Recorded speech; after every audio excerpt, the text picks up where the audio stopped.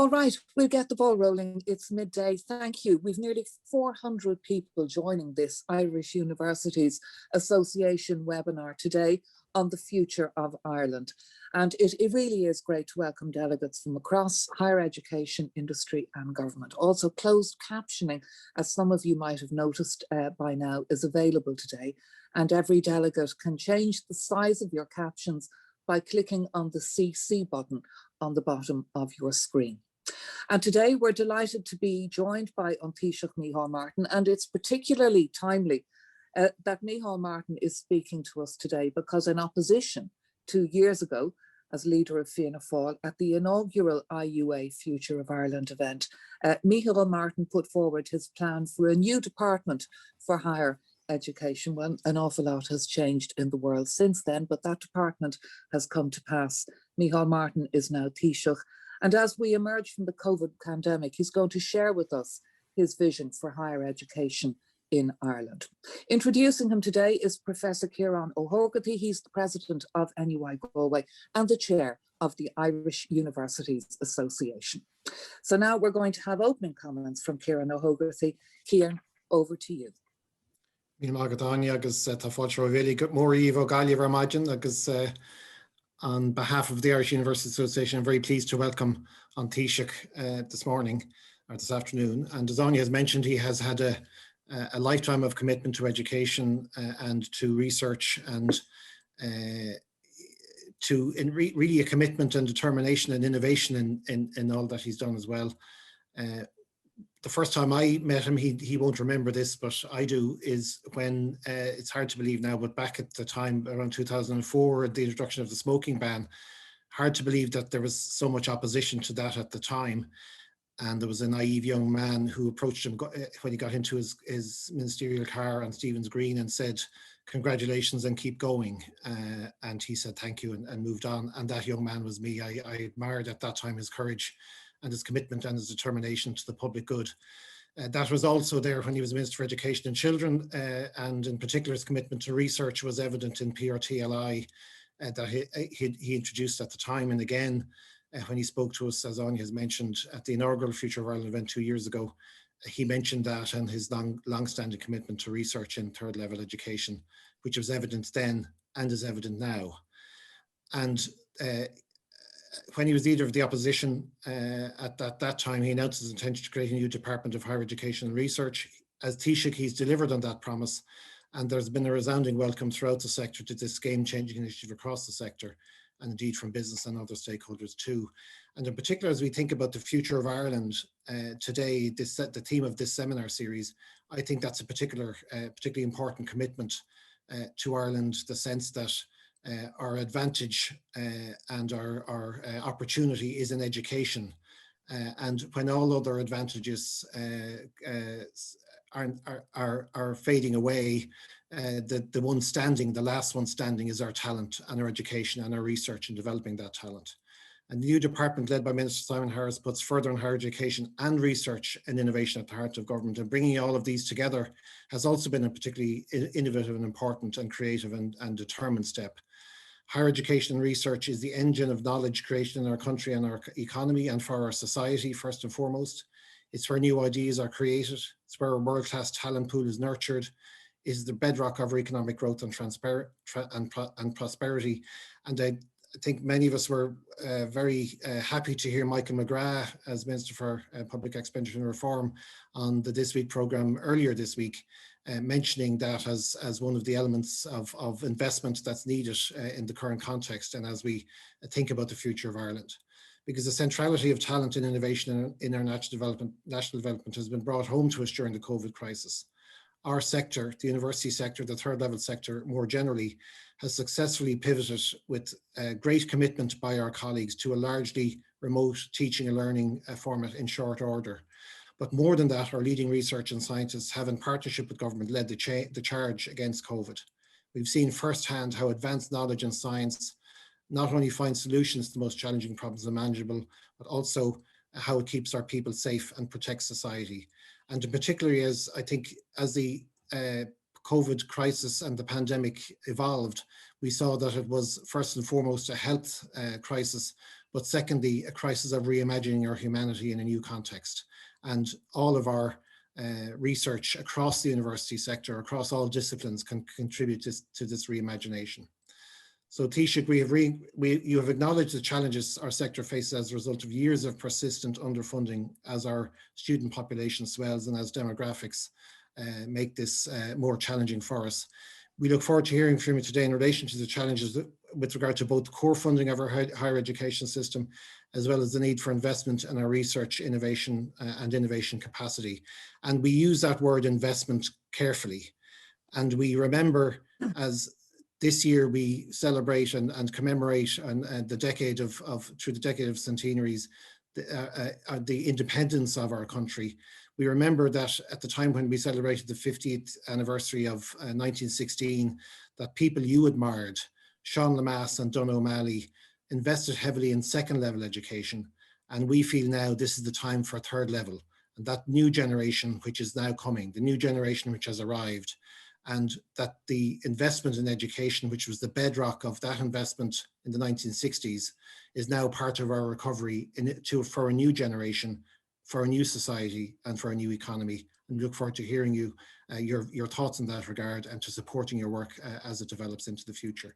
So tána hosarm an Taoiseach chur bhór láthair agus fáilte chur rive agus tá mí de súil cushion mhaith agus na smaointí atá aige duine bhí a gcónaí chun cín agus é tuairteach den nidicus agus tá gcónaí chun cín inniu tuairteach freisin. Go mín maith. Thank you, Taoiseach.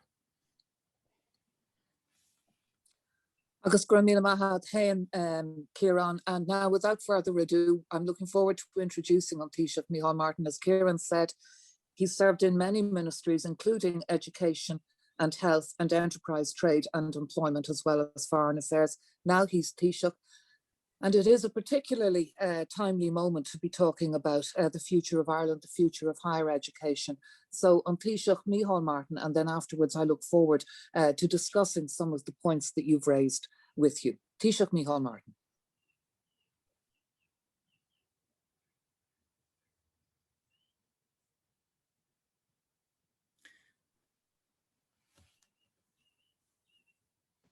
You're on mute there. Yep. Let's start again. Are we okay now? Yep.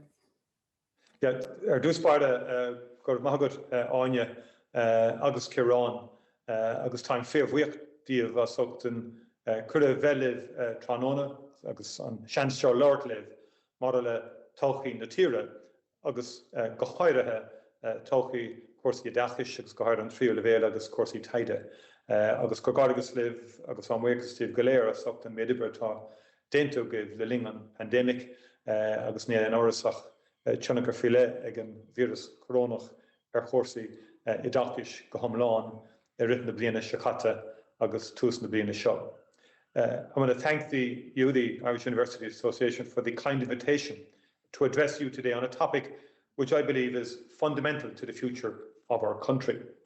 When I last spoke to the association, it was, as you have said, in very different circumstances, and then it was an opportunity to set out a vision for higher education and research from the position of being leader of the opposition. It was also an opportunity to meet personally with the large numbers present and engage deeply in the issues involved.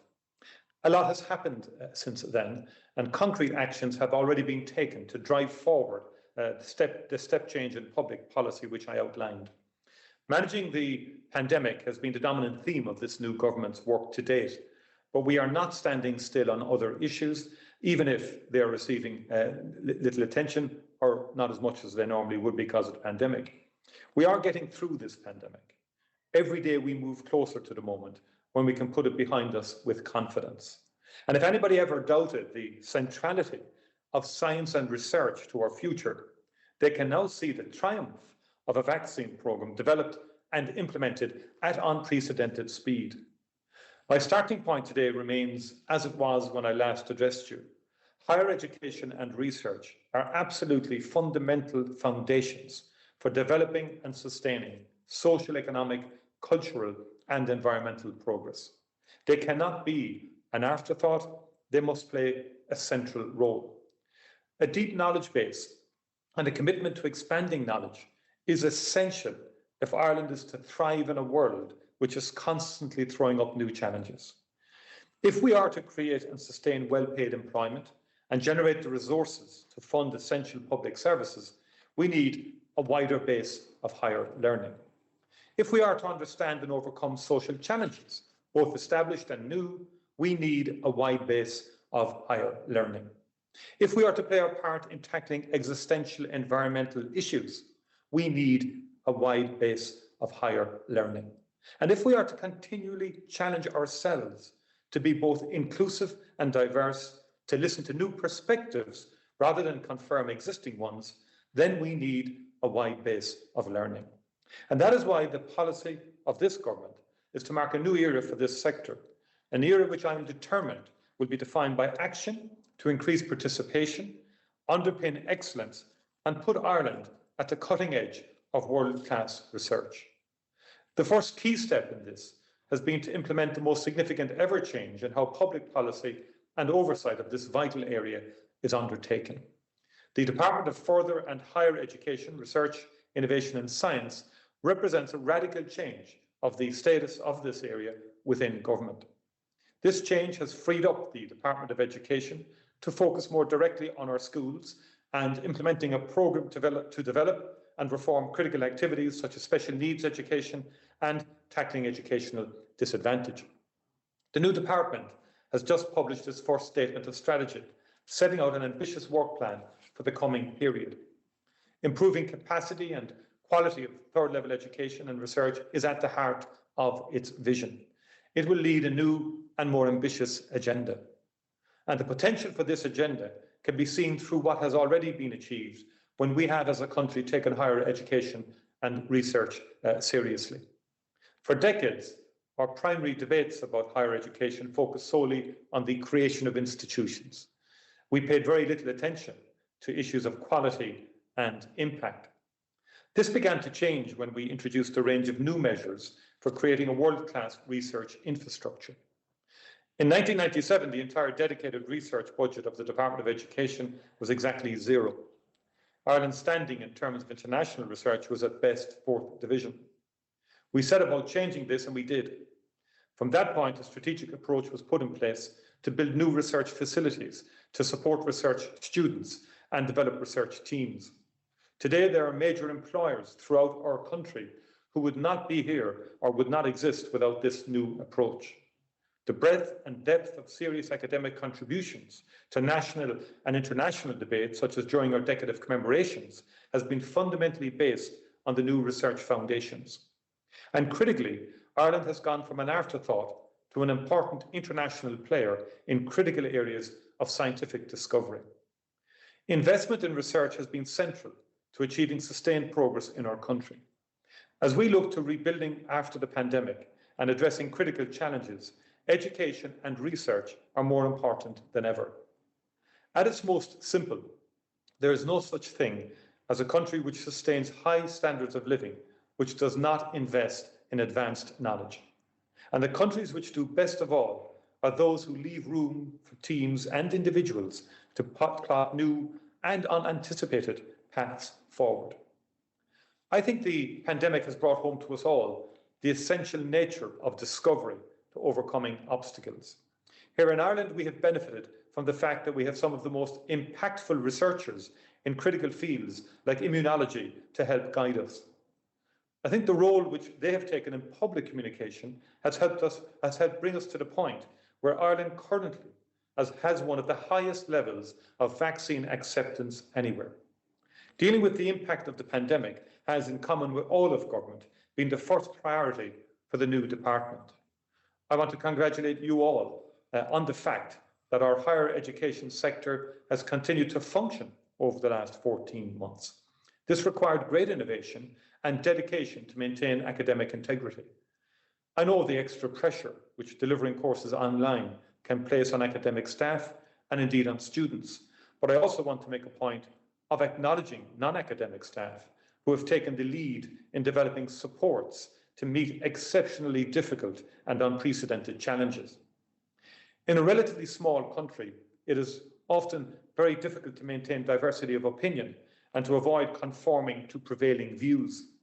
In this pandemic, Ireland has been very lucky to have a broad base of world-class scientists to contribute to debate and improve policy. Ireland has many deep challenges to overcome, but we also have key strengths to develop. I see research and innovation as key enablers of our economic recovery from the impacts of the pandemic and our transition to a knowledge-based digital economy. It will be a major focus in the economic recovery plan, which we will launch very soon. The recovery plan will show how we can recover from the immediate economic shock of the pandemic and move forwards to build something new and more sustainable. It will show urgency in leading the digital and decarbonisation transitions for our economy and society, and it will secure a jobs-led and inclusive approach to recovery.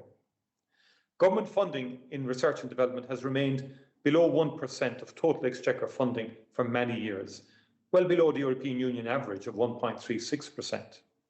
It is time to change this. The government is developing a new national strategy for research and innovation. Previous strategies have had a transformative impact, and this one will do so again. We will strengthen the capability and capacity of our research and innovation system to make a real difference to the lives of all our citizens. This will include action on breakthrough health discoveries, addressing climate challenges, and creating new jobs for the knowledge economy. It will also strengthen collaboration and cooperation across government departments and agencies, and with the wider national and international research community. A public consultation will start shortly, and we need everyone to make a contribution to this. Technological innovations in the third level education sector have the potential to enhance and transform the education experience for students. However, the fundamental strength of education will always be the personal interaction of teacher and learner. This period of near complete remote learning needs to be properly studied and evaluated. It's not enough to do once-off surveys of sentiment. I believe we need to do proper work to understand the longer-term impacts. Instead of rushing towards radically different models of provision, we need to find a balance, with the priority being those areas where technology can build new capacity, especially in upskilling and reskilling people who are already in the workforce. I believe that the higher education sector must play a key role in meeting two of the biggest challenges facing the world: climate action and sustainable development. The government's climate action bill is a core priority for us because it will set the overall framework for pushing more urgent action on climate change. We've also begun a consultation on education for sustainable development. I encourage every institution to participate in this. The next few years must also see real modernisation of how we manage higher education and research. The general scheme of a bill to reform the Higher Education Authority legislation has just been published. The higher education sector has been transformed, and the role of the Higher Education Authority has expanded considerably since its establishment 50 years ago. There have been many developments in its legislation and roles, but the time for a more systematic overhaul has arrived. In 1971, there were approximately 20,000 students in a small number of universities. Today, this has increased to over 250,000 students in universities, technological universities, and institutes of technology, alongside a range of private higher education institutions. The planned legislative approach to the governance of the higher education institutions will provide for a strong and robust system of internal governance for institutions. This is consistent with modern and best practice governance standards, balanced with a strengthened oversight role of the sector by the Higher Education Authority. Government recognises the importance of autonomy for higher education institutions and the excellence and diversity of education and research which result. Nonetheless, third level institutions must be accountable for public funding, particularly if we are to deliver a more sustainable level of funding. And let me be very clear about this. I believe passionately in the idea of academic independence. Over the years, many people felt threatened by new support schemes, and there were regular claims that some corporate agenda was being implemented. However, time has shown that in our universities and institutes, academic independence has remained as the sector has expanded. Our agenda is purely to insist on good standards of governance, standards which ensure that public funds are accounted for and used strategically. The legislation which has been published is in outline form, specifically so that we can hear proposals for how to improve it. We want our institutions to work to the highest international standards, and we all need to work together to achieve this. In relation to the future of research funding, we have to have a system which operates on levels from individual research students up to major research centres. They must help improve the quality education provided in our universities and institutes, and where this is relevant to their field, support the growing knowledge base in our economy. We also need a balance between research and priority areas and basic research, which pushes forward frontiers in unanticipated ways. And lest anybody miss the point, I want to be absolutely clear in reaffirming that the arts, humanities, and social sciences are a critical part of our agenda. A diverse academic community, one which challenges itself and others, is essential for our country. We don't need institutions which tell us what to think. We need institutions which help us to think for ourselves. And this requires support for research in many different fields. The diverse research system we put in place in the past has worked well. So there's no question of seeking a one-size-fits-all research structure. But we do need to make sure that we deliver more synergies and we fund priorities at a level where we can have real impact. And finally, there is the core issue of the basic funding of the sector. The current level and nature of funding is causing real challenges, and the solution to this will not be found in once-off competitions for new funding. It requires a more fundamental review, and part of this is that we have to be willing to set a new priority for the sector. This review is well underway, and addressing the funding of higher education and research will be one of the themes of the rest of this government's term.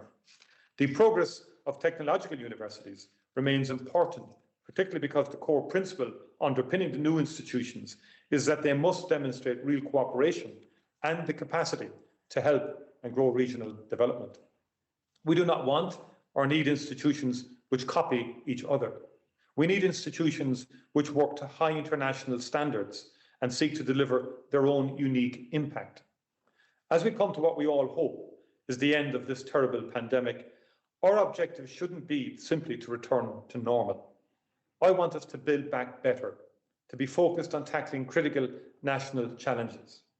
For our higher education and research system, I want the next 2 years to be a moment of new opportunity. I want us to be focused on building an inclusive, diverse, innovative and challenging place where students, staff and researchers can reach their full potential. We have taken important first steps, but from now onwards, those steps will accelerate.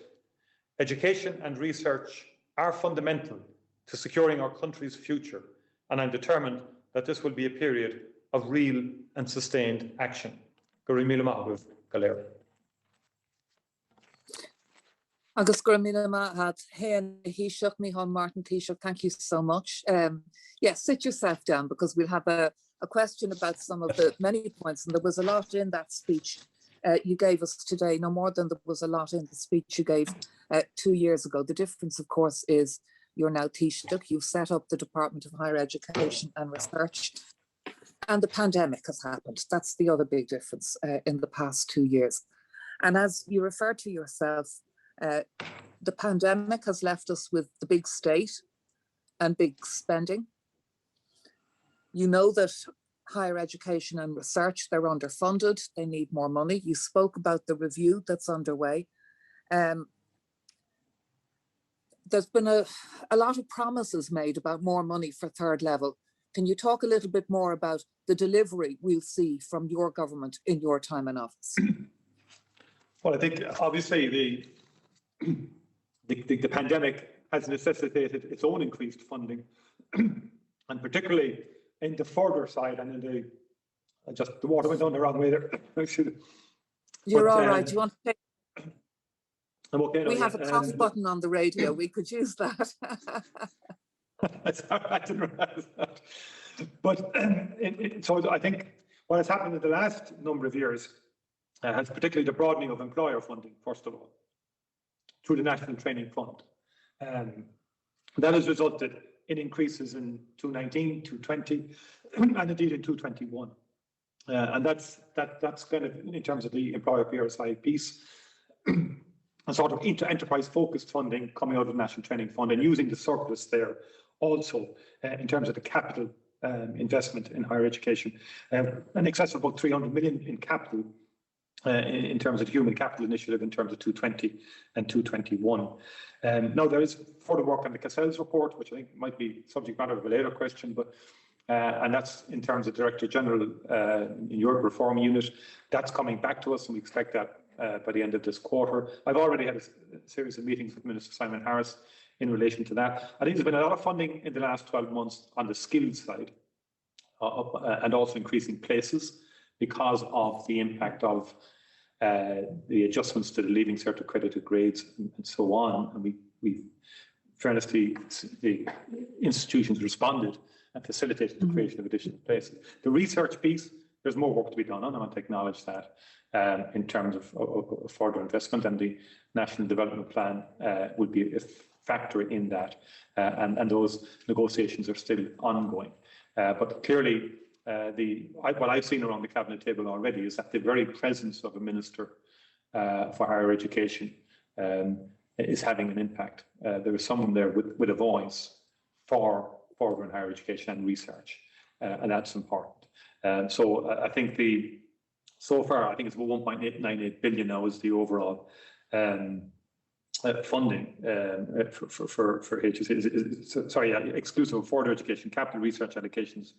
Total is about 1.98, but we're going to have to improve and expand upon that because the demographics are coming our way, and right out to 2030 there will be a significant increase in terms of the number of students participating in third level education, and I'm strongly of the view to continue that high level of participation.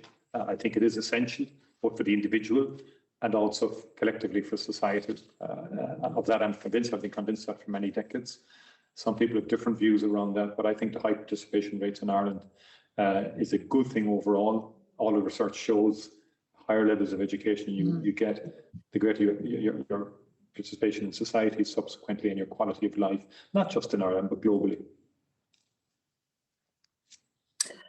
The other thing then, just to pick up on that, Taoiseach, the ministry itself, the difference you think it can make, and maybe as an example, for instance, how it can help in terms of the shared island agenda? Well, already I've had quite a number of meetings with Simon Harris and his team on that, because part of the shared island agenda is around developing all island collaboration on research. And we will allocate funding separate now to the normal funding streams out of the shared island ring fence fund of 500 million towards developing an all-island research hub. And in particular, I know there's work underway between Science Foundation Ireland, for example, on one programme with our counterparts in the UK. So in our recent meetings with Boris Johnson, we've looked at the idea of an east-west, north-south dimension to this on one particular strand. We want to see a north-south competitive approach in terms of research projects on issues that would be mutually beneficial to the island. Take cybersecurity as being one example, artificial intelligence another. And so we are open to proactively provide funding. The Department of Higher Education will lead in terms of its interaction with the institutions on the framing of the avenue to secure that funding. It will have to involve collaboration between centres across the island. That's what I would favour.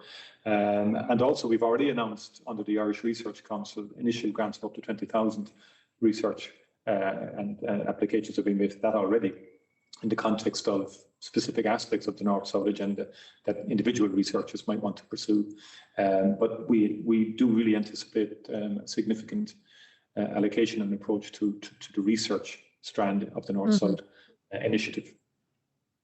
That's going to be particularly important, isn't it, post-Brexit, and the fact that, you know, our close neighbours are now outside the European framework. And also it's significant in terms of north-south, you know, the apples and oranges, we don't have the data on which to know how to compare economies north and south in the context of any discussion around unity. So all of that feeds into that there, does it?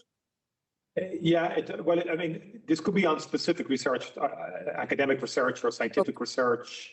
The ESRI is separately doing research which we're funding on the education systems north and south, but also interestingly on participation and attainment within the northern system of education and system in the Republic. I have a long-standing issue around school completion, progression to third level in Northern Ireland in certain disadvantaged socioeconomic communities. I think it's one of our failings over the last 20 odd years.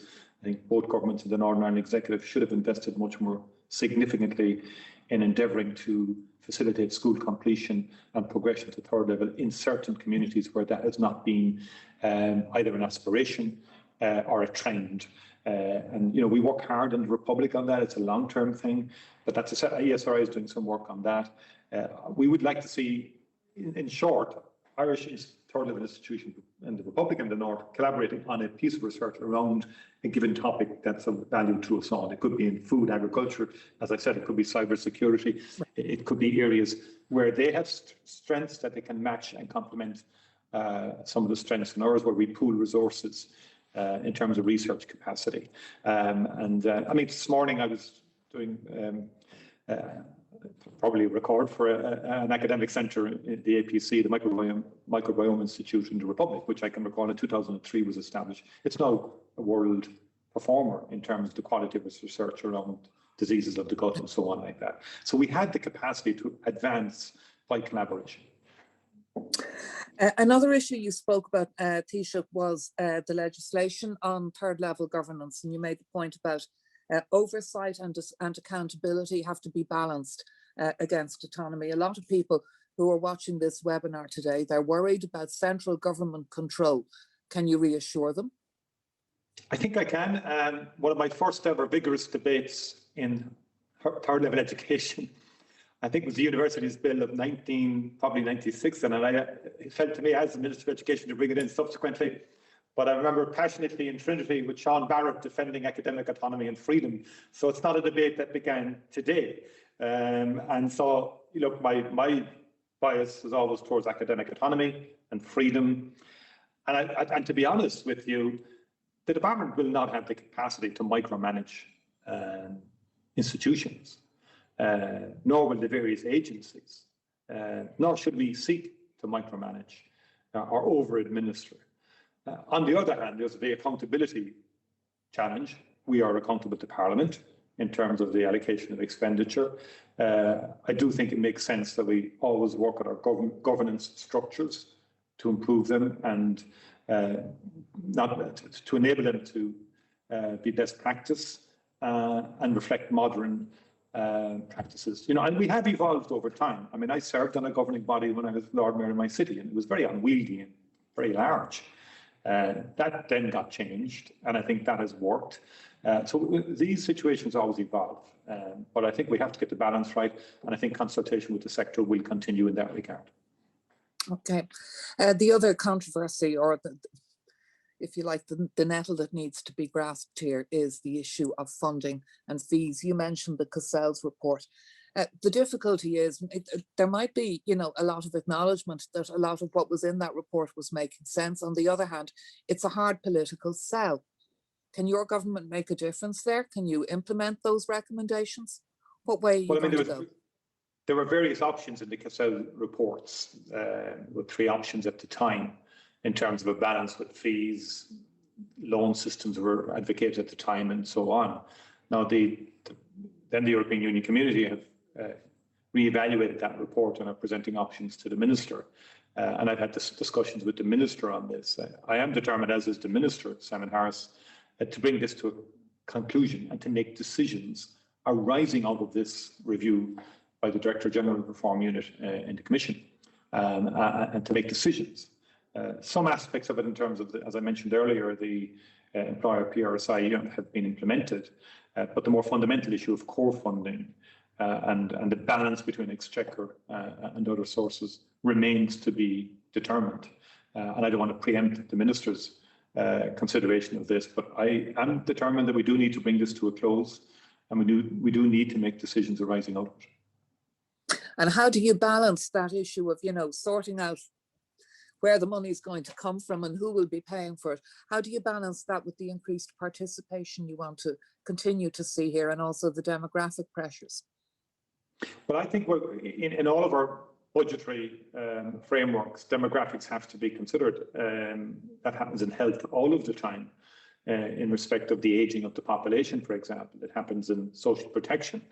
We're setting up a commission on taxation and social welfare, fundamentally to, if you like, look ahead in terms of where the country is heading demographically, and come back with a policy framework to facilitate that. And we had the demographic pressures that were on second level will ease, and that they will increase in third level. They have already begun to ease at primary level, but there will be significant increase over time at further and third level. And we do need to plan for that, and we do need, in terms of current funding, to provide for that. And I think we do have to establish a base current level of funding, which is agreed, because very often I think the complaint from the sector has been that anytime there's an increase in the current base that the department might have historically got, it used that to create new competitions and new initiatives without actually bringing up the base. And I think we do have to have a solid core base of revenue funding from the state that underpins quality in our third level institutions.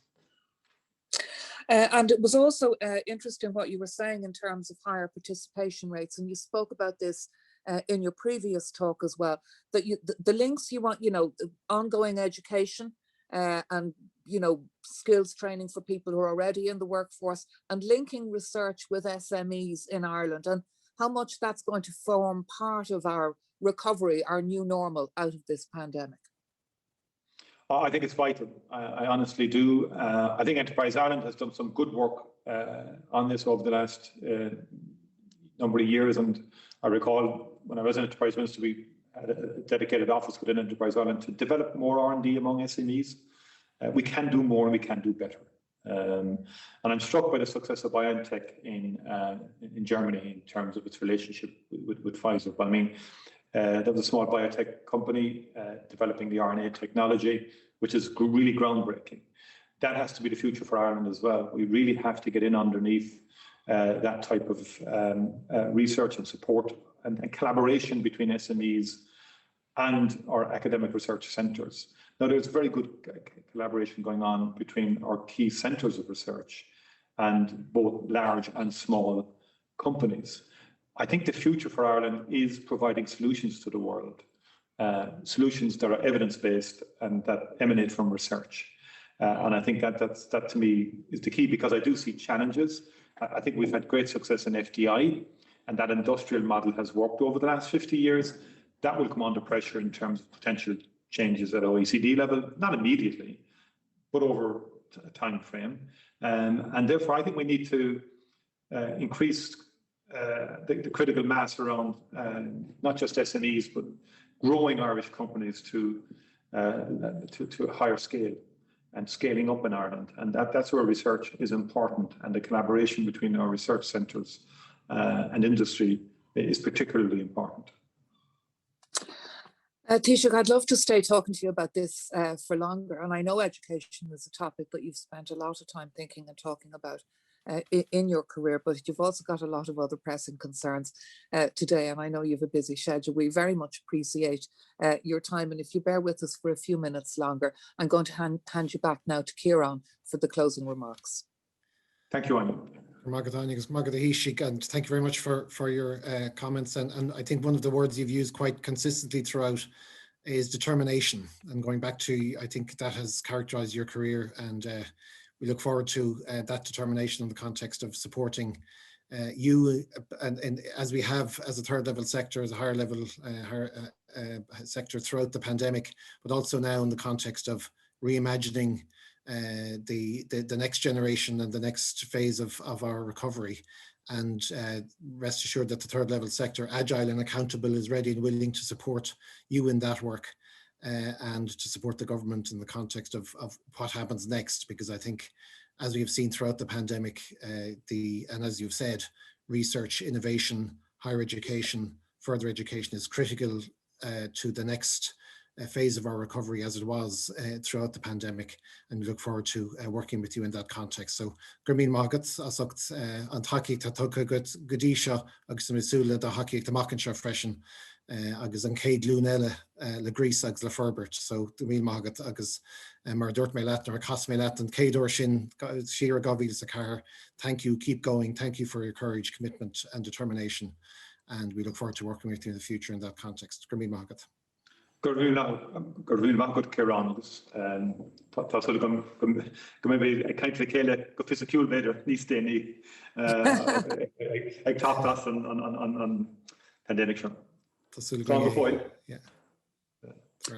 Yes, we are all looking forward to meetings again, but thank you. Our special thanks today to our guest, Taoiseach Micheál Martin. Thanks also to Ciarán, Professor Ó hÓgartaigh, for his remarks, opening and closing. Just to remind you, thank you to so many of you, by the way, who joined us today. Really do appreciate that on a sunny day as well. We look forward to you joining us again on the 21st of June. That's going to be the next Future of Ireland event, and our guest speakers that day will be Mary Lou MacDonald, Danny McCoy from IBEC, and Paul O'Doherty, Deputy President of NUI Galway. Until then, Berigi Bua agus Slán.